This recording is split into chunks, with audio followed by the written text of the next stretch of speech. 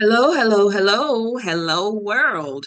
This is Louise Hicks, your host of Anchor Purpose Spiritual Empowerment Hour, and we're going to talk about this father who took his son, who is a transformer or a gay person, to prom. And Dr. Umar has some comments to share about it. So I'm going to share with you what Dr. Umar has to say, and then I'm going to talk a little bit about it as well. So first, let's hear what Dr. Umar has to say. And please share, please give it your thumbs up, give your comments, and give it a like. And let us know what your thoughts are about what Dr. Umar has said, as well as what the father has done, taking his gay son to the prom. So let's watch Dr. Umar here and see what he has to say. He has some interesting points. So let's share here. Okay, you're on, Dr. Umar. Husband surprised his son by taking him to the prom.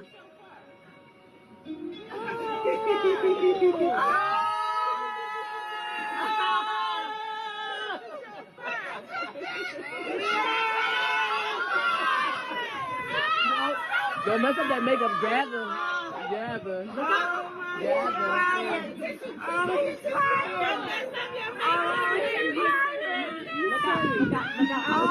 Look down. Look down. Let him cry. Oh, he's crying. Oh, my God. Oh, you made him cry. Wait. Let him fall on the floor. Let him fall. Let him fall on the floor. Oh, poor baby. Hurry up. I know my son is going to fall.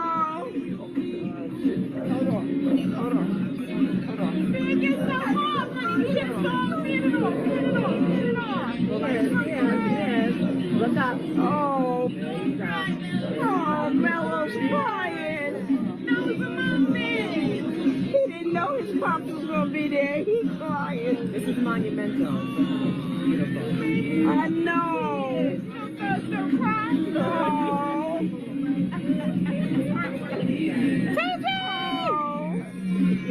All right, come on. I need pictures. Excuse me. Ready? Good. I love the candidness. Let him. Let's go. Okay. Emotions. The sexual revolution that suspiciously occurred during the presidency of Barack Obama. What is the link between little black kids in preschool and elementary school where the boys say, I want to be a girl, and the girls say, I want to be a boy, or I'm gay, or I'm lesbian, or I'm transgender, and I'm queer, and I'm only 5 years old. I'm only 6 years old. I'm only 7 years old. I'm only 8 year old. I'm trained in psychology. My doctor is psychology. There has never been a course.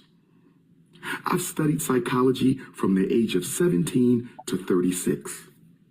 I studied psychology from the age of 17 to 36. Nowhere in my psychology courses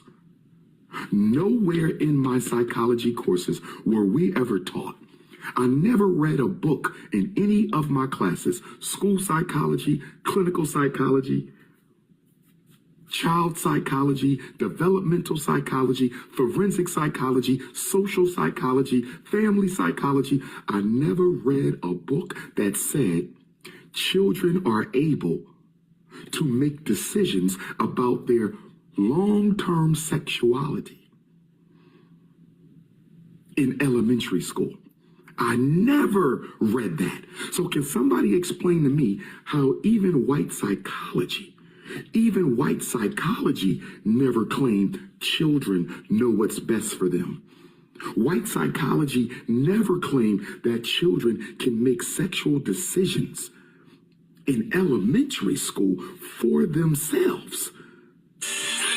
Okay, I'm going to pause right here quickly, and I'd like to make an observation as well as a comment here, because as I watch Dr. Umar express about no one, no psychiatrist, psychology, and I'm in agreement with him on that because I have a bachelor's degree in social work and I have studied people for years. being a person that's 74 years of age. I've seen a lot, I've experienced a lot, been exposed to a lot. And how can an elementary child make a decision about their sexuality? First of all, what do they know about sexuality? And it's up to the parent to help our children understand sexuality at certain stages of their life. And I'm in agreement with him on from my perspective, my living experience, my observations. I don't believe a child at that age can make a decision about their sexuality. A 5-year old, a 7-year old, an 8-year old, even sometimes an 18, 19, a teenager, preteen, post-teen, because we may not be fully developed enough to make that type of decision, particularly at elementary school. And I know being in California, living in California all my life practically, even though I wasn't born there, but I've lived all of my life in California since I was 18. And I know California has tried to introduce this in elementary school, in which many parents were totally against, including myself, because I do not wish, and I have 3 children, 2 boys and a daughter. And I, for one, I don't, I'm with him. I would love my child, regardless of what they claim to be. However, I would not allow my child to make a decision about their sexuality at that early age because they don't understand. Their mind has not developed to that point where they are able to make a decision about their sexuality. And Dr. Umar, I agree with you.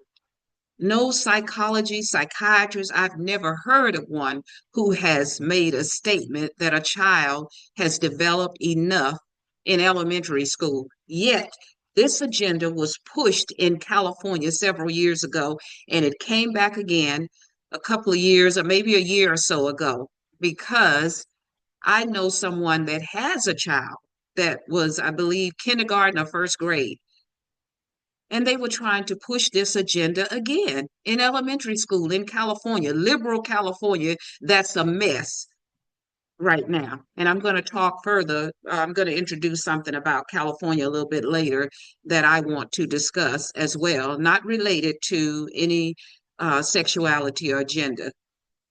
But please stay tuned because it'll probably be a 3-part segment that I'm going to talk about a little bit later. So let's finish listening to what Dr. Umar has to say.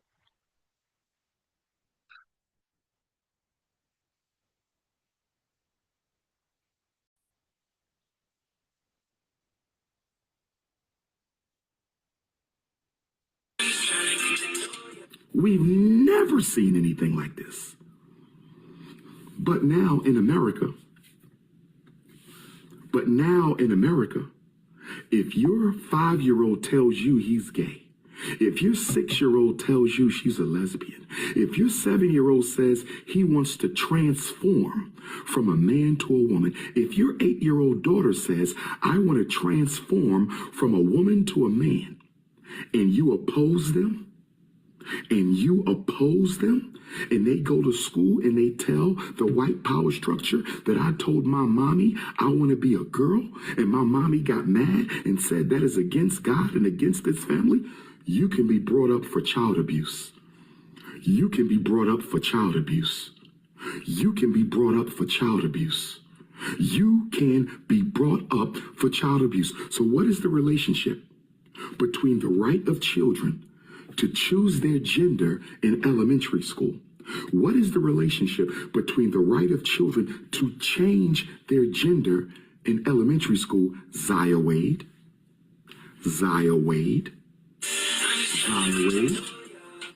No disrespect to Dwayne Wade and Gabrielle Union. No disrespect to the Wade family. No disrespect to Dwayne Wade and his family.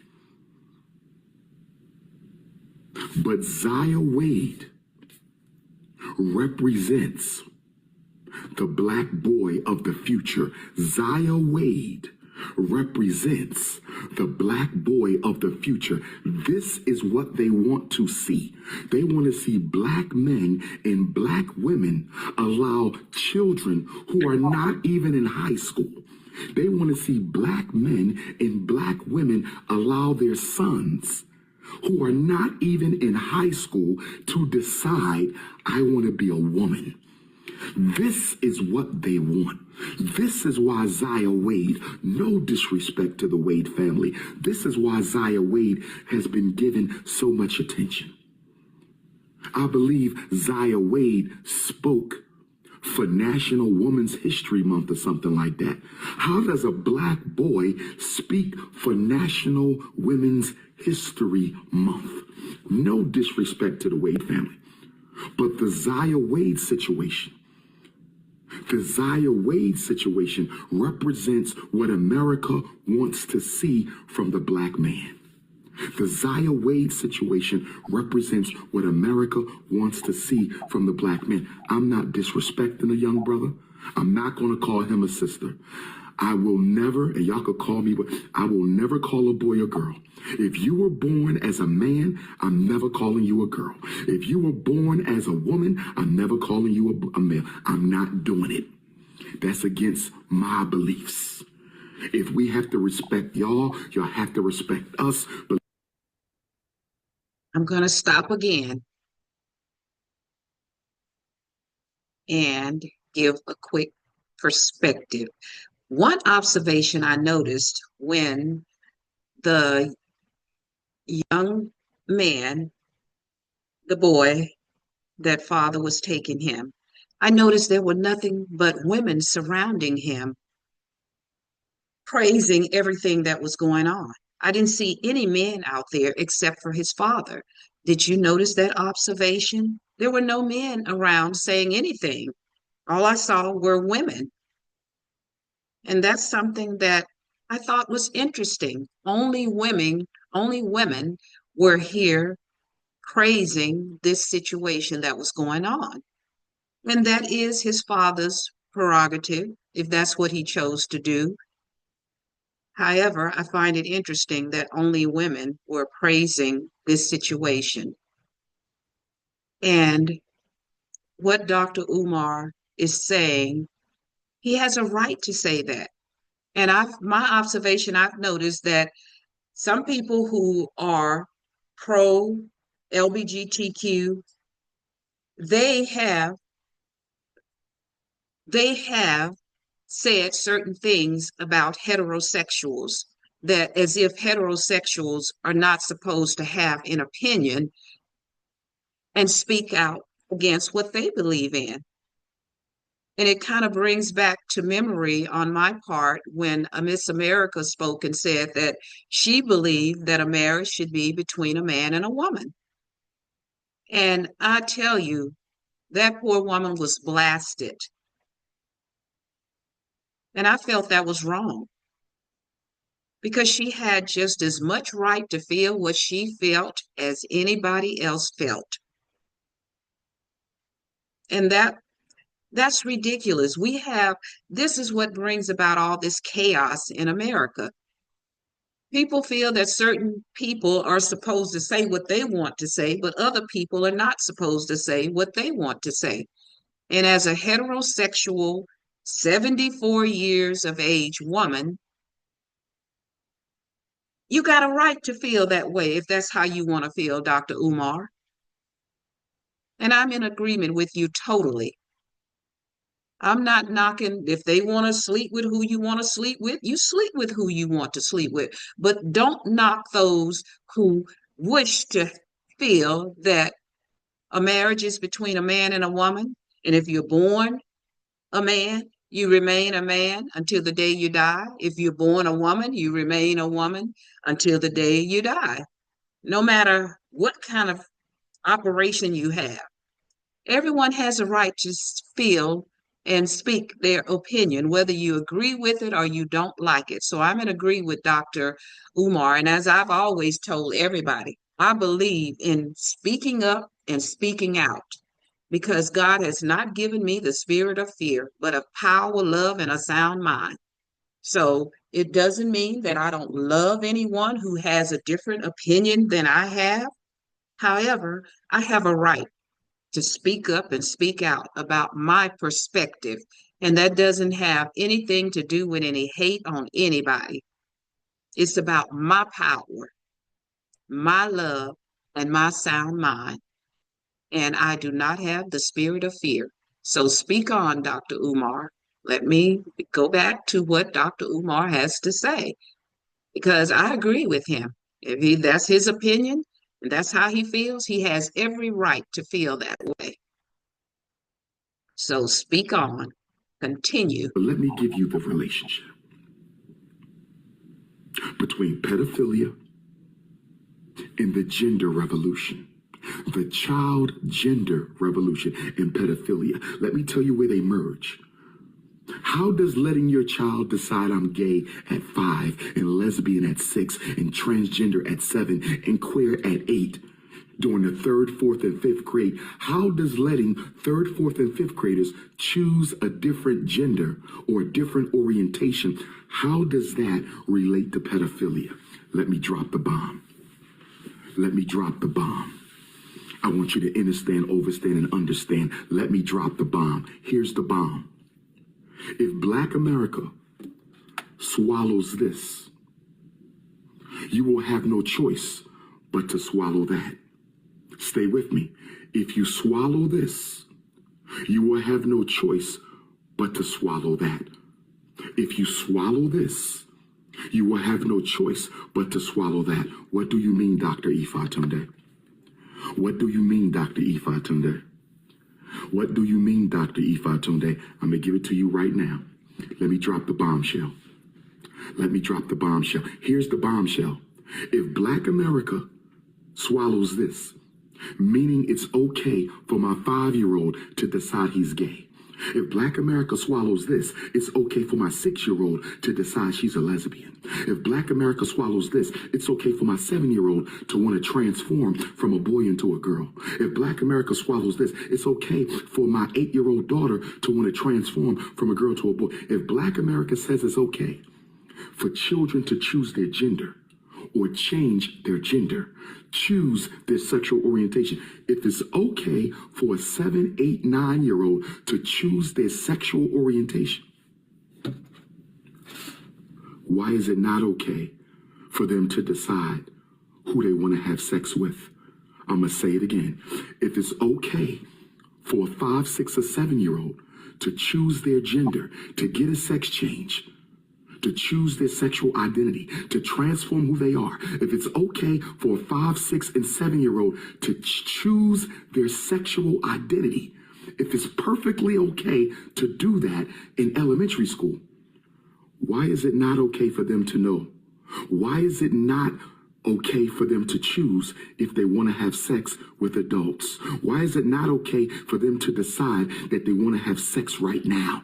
If I can choose my gender, if I'm old enough to decide how I want to live my life for the rest of it, if I'm old enough to decide how I want to live my life for the rest of it,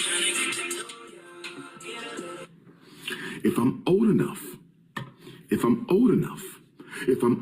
to decide I want to be gay, lesbian, queer, transgender, if I'm old enough for that, why am I not old enough to choose that I'm ready to have sex right now? If I'm gay at 7, why can't I have gay sex right now? If I'm lesbian at 8, why can't I have lesbian sex right now? If I'm transgender at 9, why can't I experience transgender intimacy right now?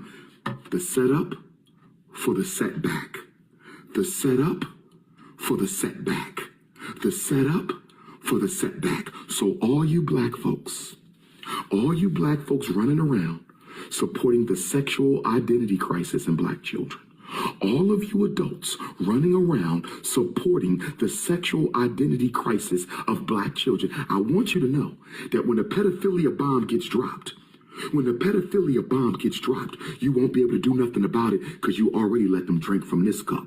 Since they drunk from the cup of sexual identity in elementary school, since they drank from the cup of sexual identity in elementary school, they can drink from the cup of pedophilia too. And that's facts. And that's facts. And that's facts. The setup for the setback. Psychological warfare against American Africans because we refuse to study our enemy's game plan. Psychological warfare against the American African because we refuse to study our oppressor's game plan. Psychological warfare against black children, black boys, black girls, black men, black women. Psychological warfare because we refuse to study the agenda of our oppressor. The sexual revolution, the sexual identity crisis amongst black children is a form of psychological warfare. Checkmate. Checkmate. Checkmate. Husband surprised his son by taking him to... Let's stop. And Dr. Umar, thank you for that. I agree with you. That is psychological warfare leveraged upon the Black family. And family, we need to pay attention because that's destruction to the Black family. So let's think about it. Think about what we're doing to our Black sons and our Black daughters. Because I, for one, my children are adults. About to be 51, my oldest son. My youngest son, about to be 44. My daughter is going to be 36. And raising my children in California, born and raised there, my children, all three of them, no way was I in support of teaching my children, allowing the educational system that's a failure anyhow in all aspects. The public educational system, even in some, the private, because my daughter went to both public and private. And I tell you, there were challenges in the private, and I'm going to share with you on that too, because she was in a Christian school, in elementary school. And when my son had cancer and was sick at the age of 14, this school, because my daughter was being a little bit talkative in class because she was lacking of attention. And I'll go into that too. I'll share you a video about that I did some years ago that's still prevalent today. And this Christian school wanted me to give my daughter Ritalin, which is nothing pretty much but candy cocaine. But because of my due diligence, I didn't allow it.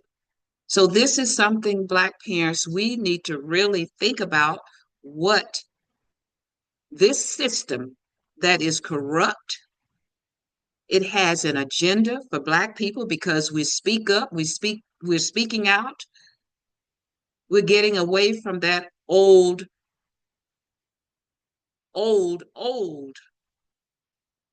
behavior of some of the older generations like myself who are out here peddling.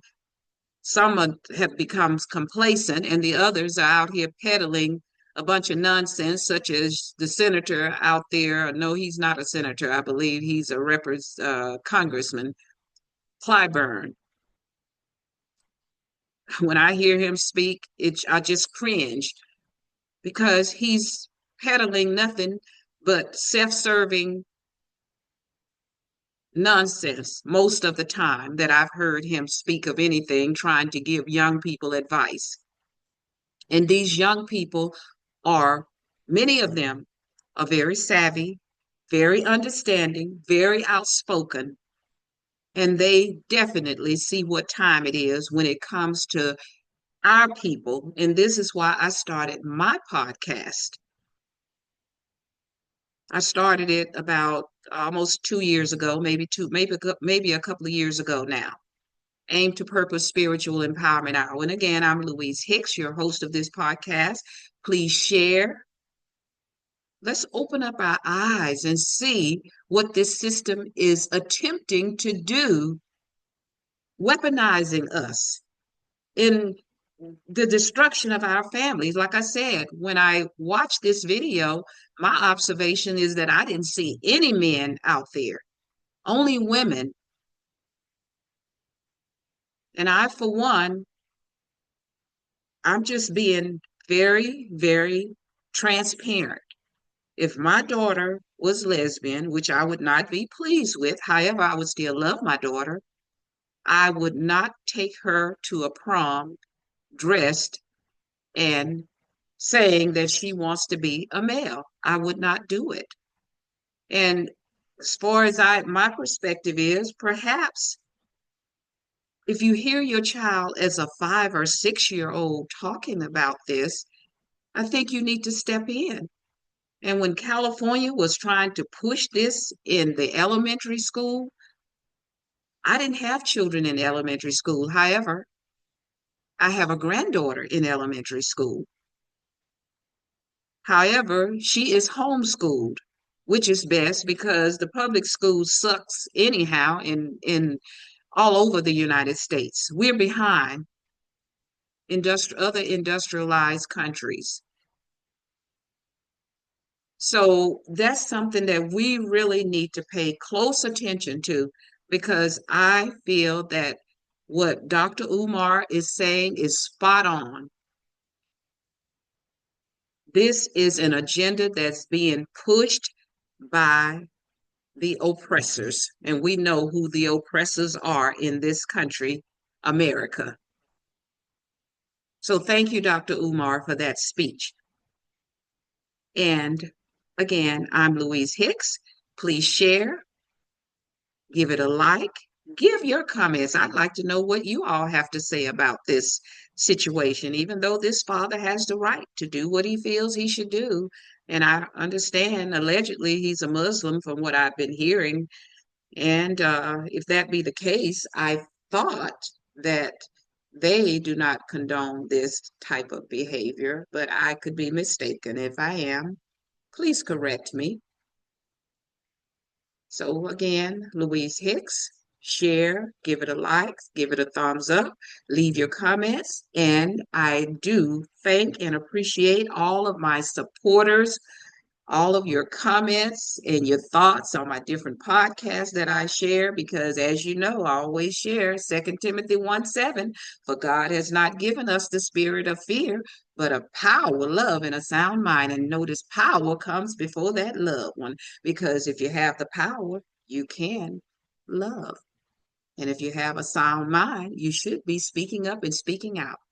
And as always, I leave with you. Your power lies within you.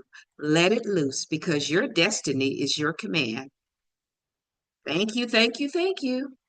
And stay tuned for the next video. Much love.